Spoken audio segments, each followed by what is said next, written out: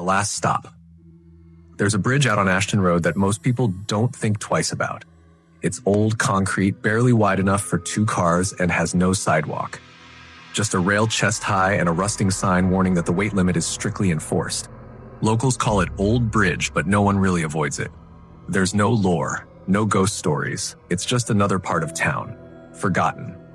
I'm a rideshare driver, mostly evenings, sometimes night shifts when the bonuses are good. I've picked up all kinds of people, drunk college kids, quiet airport arrivals, a guy who insisted on playing his own techno mix at full volume. So when I got a ping for a pickup out near Ashton Road at 11:24 p.m., I didn't think twice. I was already headed that way. The map said it was a 12-minute drive to pick up someone named Lila at a pin near the bridge. Not a house. Not a parking lot. Just the edge of the road before it curved over the river. Weird, but not unheard of. She was standing there when I arrived. Mid-20s, maybe younger. Black hoodie, ripped jeans, looked like she'd walked a long way. Pale. Dirt on her hands. She opened the door slowly and slid in without saying a word. "Hi, Lila?" I asked, glancing in the rear view. She nodded. "That's me." I pulled onto the bridge. It was empty except for us. "Where are we headed?" I asked. She gave me an address across town. A residential street in a quiet neighborhood. 20 minutes, tops. The first 10 minutes passed in silence. She stared out the window, not scrolling her phone like most people do. I noticed she wasn't wearing shoes. "You okay?" I asked finally. She hesitated. "I didn't mean to scare you. I just didn't know who else to call." That struck me as odd. "You called a rideshare." She didn't answer. I checked the mirror again. She wasn't looking at me, just quietly watching the trees whip past. I turned the music down. "You live around here?" She shook her head. "Not anymore." "Family visit?" Another long pause. "Then you don't have to talk to me. I know this isn't normal." She didn't say it rudely, more like a confession. Then, after another beat, "You've crossed that bridge before, right?" "Ashton? Yeah, all the time." She nodded slowly. "Do you know what happened there last year?" I frowned. "No?" "There was an accident. 2 teenagers, high school seniors. They were racing, hit the rail, fell into the river." I glanced back at her. Her face was blank. Only one body was found. I didn't know what to say to that. "They said the other one probably got swept downriver," she continued. "Or maybe ran off, but they searched. Days. Nothing." I didn't recognize her face from any news coverage, but I remembered the story vaguely. A car had gone over the edge. I assumed it was resolved. Kept driving, waiting for her to say more. Then she asked, "Do you believe people can get stuck? Like, mentally?" "No. In a place, in a moment, caught between going home and staying gone." I didn't answer. She looked at me through the mirror. "Can I tell you something?" I nodded. "I wasn't supposed to survive." Silence. I checked the mirror again. Her hoodie had slipped slightly. There was a scar, a thick, ragged one, stretching from her collarbone up her neck. "I was in the car, a passenger my friend was driving." She paused. "We hit the rail and went over. I remember the scream, the crunch of metal, then water. Cold, dark water, and silence." My grip on the wheel tightened. They said I was found wandering 2 miles downstream, soaked, in shock. Couldn't speak for 3 days. Another pause. I was dead, but I came back. I turned onto the long road that led to her destination. "I've had dreams since then," she whispered, "about the bridge, about the river, about something waiting down there." Now I felt goosebumps. But it's not just dreams. Last week I saw my friend on the side of the road. I blinked. She waved me. Then she turned and walked onto the bridge. I didn't know what to say. I think she's still there. I think the bridge is a place, a door. A house came into view ahead, her drop-off. "You don't believe me," she said. It's okay. I wouldn't either." I pulled into the driveway. The porch light flicked on. Someone had left it on for her. She opened the door, then paused. "You were the last one available.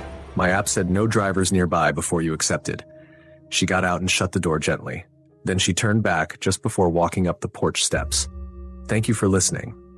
I nodded, not sure what to make of the whole ride. She went inside.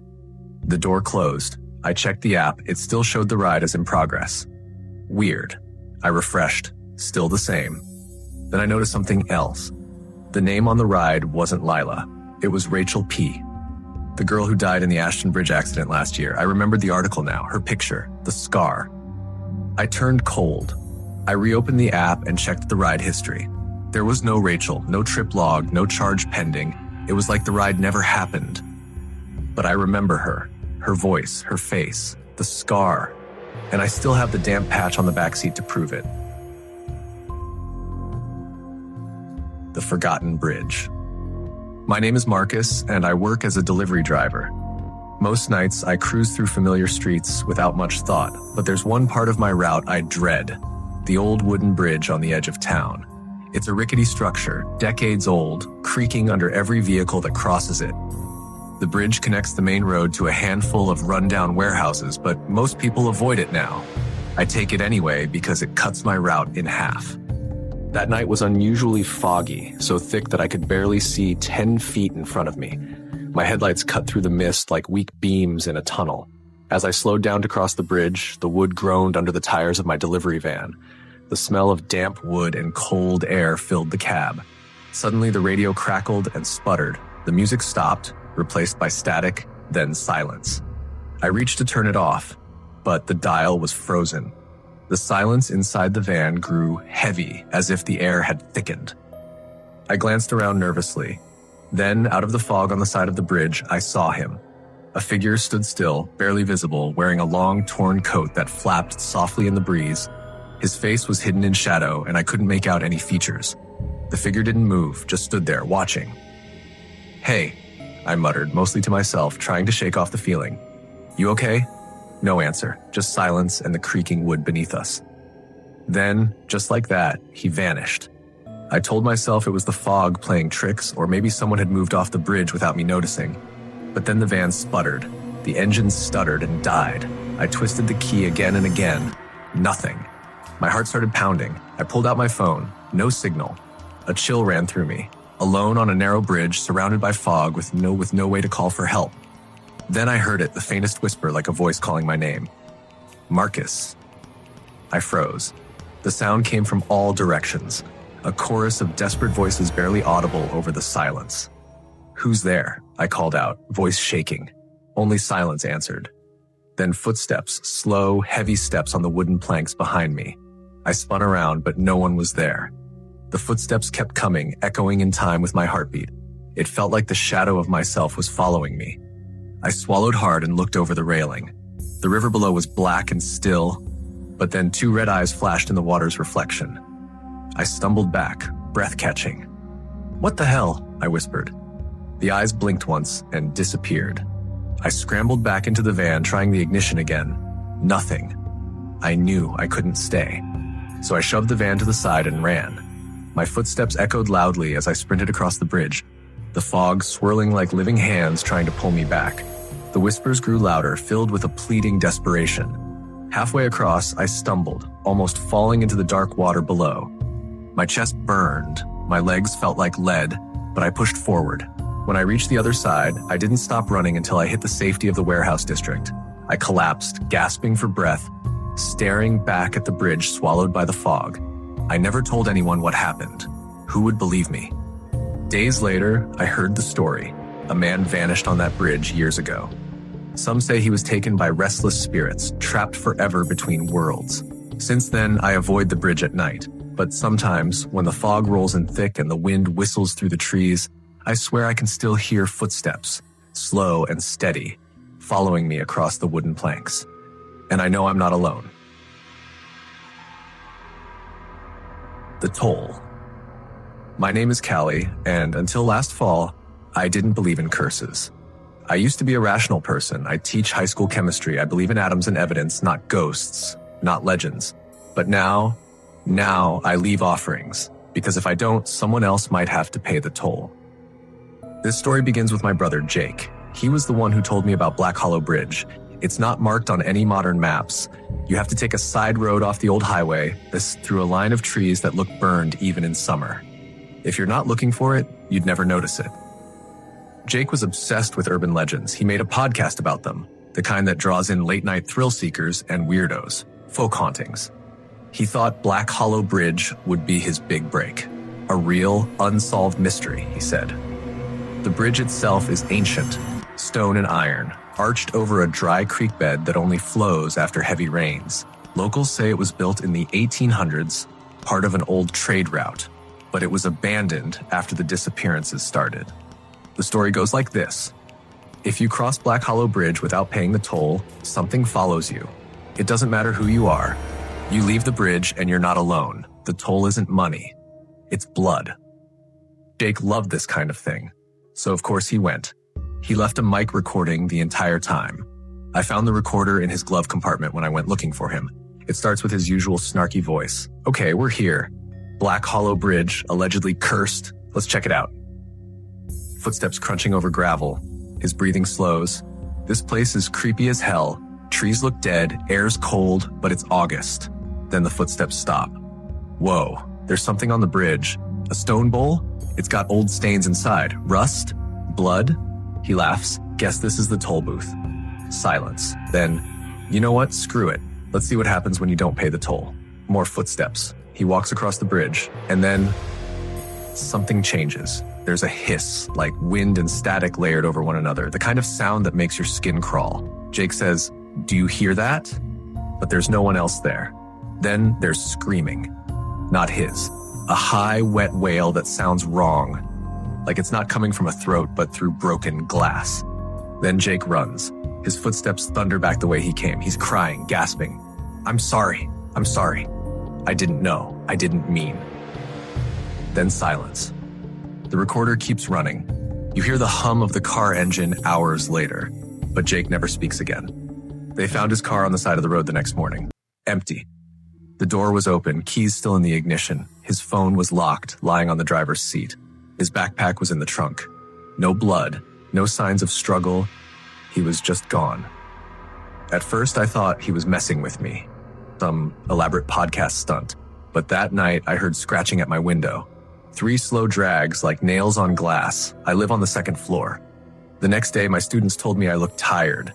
One of them said I smelled like the woods. I hadn't been outside. By the 3rd night, I started hearing voices in my apartment. Whispers that only came when the lights were off. They said my name. They said his name. I found myself walking without meaning to. Waking up standing at my front door, keys in hand. One night, I opened my eyes to find myself on the highway, heading toward the woods, toward the bridge. It wanted me to. But I'm not like Jake. I'm careful. I believe in evidence, remember? So I did the research, dug through newspaper archives, microfilm, town records that smelled like mold and history. I found them dozens of missing persons cases, all from the same area. Most dismissed as runaways or hikers lost in the woods, all of them last seen near Black Hollow. One case in 1974 mentioned strange behavior before the disappearance. Paranoia, hearing things, sleepwalking, it happens to all of them. Unless one case stood out. A woman named Lila Marin. She survived. In her police statement, she said she heard the voices too, felt something following her. She saw something move under the bridge even when the creek was dry. She said she went back to the bridge one night and left a toll, a drop of her own blood. After that, the voices stopped. So that's what I did. I went back to Black Hollow Bridge just before dawn. The road was quiet, no cars, no birds. The bridge loomed like a scar across the forest. The stone bowl was still there. I took out a pocket knife. My hands were shaking so badly I could barely hold it. I made a small cut across my palm and let the blood drip into the bowl. The moment it hit, the wind died. The trees stopped moving, and from under the bridge, I heard breathing. Deep, wet, inhuman. Then a voice like something trying to remember how to speak. Debt acknowledged. I turned and walked away. I didn't run. Behind me, the sun rose and the fog lifted. Since then, I haven't heard the voices. The scratching stopped. I sleep through the night, but I dream of him. Jake. Standing on the bridge, staring at something in the trees, and I think I know what happened. He didn't pay the toll, so I did. And it let me go, but not everyone gets that chance. So now once a month I go back. I bring offerings, blood, sometimes animals, sometimes my own. Not much, just enough to keep the thing below satisfied. Because if I don't, it might come looking for someone else, someone like you. So if you ever find yourself on an old bridge deep in the woods and you see a stone bowl at the center, leave something behind before something follows you home.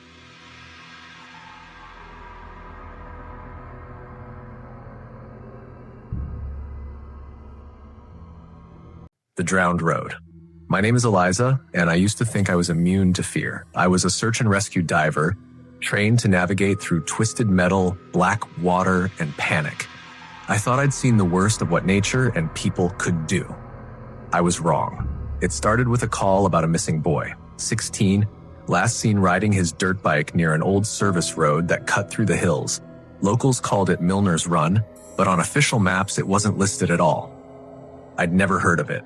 The sheriff's deputy who briefed us just muttered, "We try not to send people out there unless we have to." That should have been my first warning. The road was washed out years ago when a dam project went sideways. Half of it ended up underwater, along with a bridge and part of the old forest. But the asphalt still jutted out into what's now a small lake, Glass Hollow. Calm, silent, shallow in the center, and lined with drowned trees that rot where they stand. The boy's bike was found near the edge. We went in that morning. I remember the light, gray, washed out with the sun stuck behind clouds like it was too afraid to look down. The water was murky, but still, like something holding its breath. My dive partner, Sean, and I suited up and dropped below the surface. Right away, it felt wrong. Not just the cold or the visibility, it was something else, a sense that the water was watching us. Not metaphorically, I mean it. I've never felt that before or since. We followed what was left of the roadbed under the water. Bits of rusted guardrail still clung to the edges like broken teeth. Eventually, we saw the bridge. It lay there, cracked and moss-covered like a sleeping corpse. Half of it had crumbled into the lake bed, but the arch was still intact. You could make out carvings on the stonework, weathered initials, crude drawings, things kids might etch with a pocket knife. We swept our flashlights around, searching for any sign of the boy. And that's when we saw her. A figure, standing on the submerged bridge. She was pale, with long dark hair that floated like kelp in the current. She wore what looked like an old-fashioned dress, the kind you'd see in grainy black and white photos. Her eyes were wide, mouth slightly open, as if about to speak. But no bubbles rose, no movement. Sean and I froze. He shined his light directly on her and she vanished, just like that. No trail of bubbles, no movement through the silt. Gone. We surfaced fast. My lungs were burning, heart thudding so hard I thought I might black out. Sean ripped off his mask and said, "Did you see that?" I nodded, but no one believed us. Not really. The official report said we experienced visual distortion from silt and light refraction. Yeah, sure. But here's the part I haven't told anyone, not even Sean. When we came out of the water, I was missing 20 minutes of time. My dive watch said 11:46 when we started. When we surfaced, it read 12:08. But my last memory was glancing at it as we descended, 11:50. There was a gap, a void, like someone had reached in and plucked out a piece of my mind. That night I couldn't sleep. Every time I closed my eyes, I saw the girl, floating there, waiting. And every time I looked longer, her face changed. And one moment it was blank. The next, her mouth was full of water and her eyes were leaking black liquid. 3 days later, the boy's body surfaced. Not near the lake, miles away in a culvert completely disconnected from the water system. No footprints, no vehicle tracks, just there. His lips were blue, his lungs full of lake water, but his skin, dry, bone dry. The coroner marked it as accidental drowning. We knew better. That's when I went back, alone. I told myself it was for closure, for answers. But part of me already knew I wouldn't find either. I parked by the edge of the drowned road and walked to the lip where the asphalt met water. The place was quiet, no wind, no birds, just the low hum of insects and the slow ripple of the lake. I looked down, and there she was, standing beneath the water's surface, perfectly still, staring up at me. Her dress swayed with the current, but her body didn't move. Her eyes locked on mine. I should have left, but I couldn't. Something pulled at me, not physically, not like in the movies. It was gentler than that, like a whisper inside my head saying, "Come back, we remember you." And then I did something I can't explain. I stepped into the water. Clothes, boots, everything. It was like walking into cold smoke. My limbs went numb, but I kept going, each step sending up silt clouds that wrapped around my ankles like fingers. By the time the water was at my chest, the girl was closer. She opened her mouth and spoke without sound, but I heard it, not in my ears, in my bones. The road was not meant to be drowned. The toll must be paid. I turned and ran. Somehow got back to the shore, fell to my knees, and threw up lake water, though I'd never gone under. I didn't sleep that night, or the next. Finally, I went to the local library and found a single reference in a folklore collection. The bridge used to be a passage site. Locals believed it was a threshold between this world and another. For generations, travelers left small offerings before crossing, flowers, coins, even bits of hair or teeth. It was superstition until they stopped doing it. Then people vanished, and when the dam flooded the area, the death stopped. But the dreams returned. And sometimes people feel called back, so now I leave offerings. Not flowers or coins, something personal, a torn page from my dive log, a locket from my mother's necklace, once, even a fingernail, every month, because something is still under that water, something ancient, patient, watching from the drowned road. And I think I left a part of myself behind that day. So if you ever see a bridge that's been swallowed by a lake and you feel a pull, don't follow it, not unless you're ready to pay the toll. The Cursed Hollow Bridge. They say Hollow Bridge was cursed long before it was ever built. Back then, in the 1800s, it was just a footpath through a dense forest where hunters swore they saw strange lights and heard voices echoing through the trees. When the bridge was finally built in 1912, a creaking iron structure meant to connect the newly growing town of Braxton to the old mining camps. It was supposed to be a symbol of progress, but it quickly became something else entirely. My name is Jenna. I'm a journalist by trade, and like most people who've grown up in Braxton, I was warned to stay away from Hollow Bridge after dark. My parents told me it wasn't safe, and if I ever found myself driving that route at night, I was to take the long way around, no matter how late it was. I listened until recently when I returned home after a decade away, only to find myself drawn back to the place I had learned to fear. What started as research for a local Halloween feature turned into something I'll never be able to forget. The town's archives were filled with half-remembered tales and scattered police reports about the bridge. People going missing, cars found abandoned, engine running, doors open, whispers heard through the fog, lights seen dancing beneath the structure when no one was there. A man named Daniel Wexley disappeared in 1963. Teenagers dared each other to walk across it in the 80s. In 2004, a mother and her daughter crashed near the entrance and were never found. All these accounts had one thing in common. They happened at night during fog, and all of them described a voice calling their name, softly, coaxingly, from somewhere deep within the mist. So one evening in late October, I drove there. I brought a recorder, a flashlight, and my skepticism. The night was already damp and cool, the moon a dull smudge in the sky. Hollow Bridge stood before me, rusty and sagging slightly, with warped wooden planks and graffiti-smeared beams. Trees flanked it on both sides like sentinels. I parked at the far end and stepped out. The air was thick, not quite fog yet, but a heavy mist that clung to my coat and hair. I turned on my recorder and began narrating. Hollow Bridge, October 28th, no visible activity. Atmospheric conditions matched those reported in previous accounts. As I stepped onto the bridge, the boards groaned beneath my boots. I counted each step, 7, 10, 13. The center of the bridge always seemed to be the focus of every legend. And when I reached it, I stopped. That's when I heard it, the faintest sound of water dripping. There wasn't a river under the bridge anymore, just a dried creek bed filled with rocks and twisted roots. But the sound was unmistakable. Water. Then came the whisper. Jenna. My breath caught. I looked behind me. Nothing. Just the empty road and mist. I turned forward again. Still nothing. I clicked the flashlight on and swept it across the wooden beams, the old railings, the trees beyond. Then. Again. Jenna, come here. The voice was so soft it seemed to bypass my ears and settle in my mind. I raised the recorder to my lips, auditory hallucination possibly triggered by suggestion. But my hands were shaking. I stood still for what felt like minutes, straining to hear more. Then, without warning, the flashlight flickered and died. Darkness swallowed me. The air turned colder, sharper, and I swear the bridge dipped beneath me as if something had stepped onto it. I held my breath. A soft creak behind me. Then another. Footsteps. I turned quickly, only to see the mist thickening, rolling in unnaturally fast.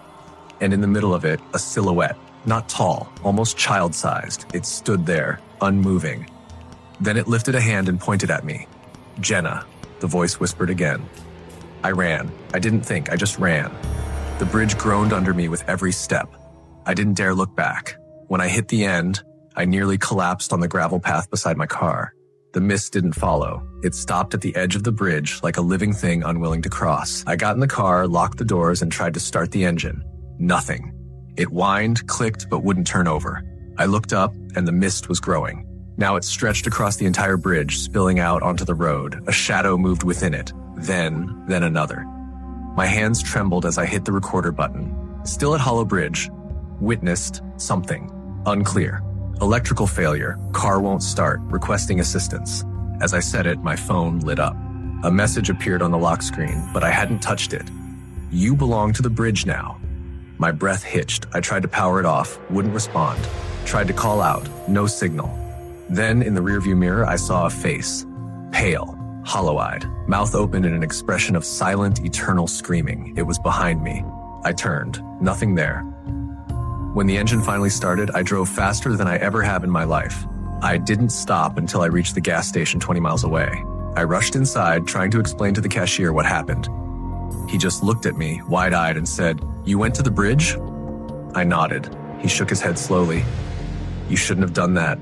You hear them once, they don't forget you." I never published the article. I deleted the audio files, burned the notepad I brought. But it didn't matter. The whisper followed me home. Sometimes, late at night, I hear my name spoken softly beneath the hum of my apartment's lights, or I'll wake up to find muddy footprints on the tile floor leading from the window to my bed. I haven't slept through the night in months. I moved once, switched phones, changed numbers. Still, they find me. Because once the bridge knows your name, you never really leave. The Toll Keeper. My name is Darren, and I don't scare easily. I've worked graveyard shifts as a night security guard for over 10 years. You see a lot of weird things, but nothing that ever made me question reality, until the night I drove across Crossfield Bridge. It's not a place most people talk about anymore. It's not marked on GPS, and the county removed all signage years ago. But it still shows up on older maps, like a scar that refuses to fade. Locals whisper about it in hushed tones, but no one really explains why. I found it by accident, or maybe it found me. I was driving back from a gig in a neighboring town, trying to beat a storm that had been chasing me for miles. The highway was closed for repairs, so I followed a detour through back roads, trusting the old map I kept in my glove box. That's how I ended up at the mouth of Crossfield Bridge.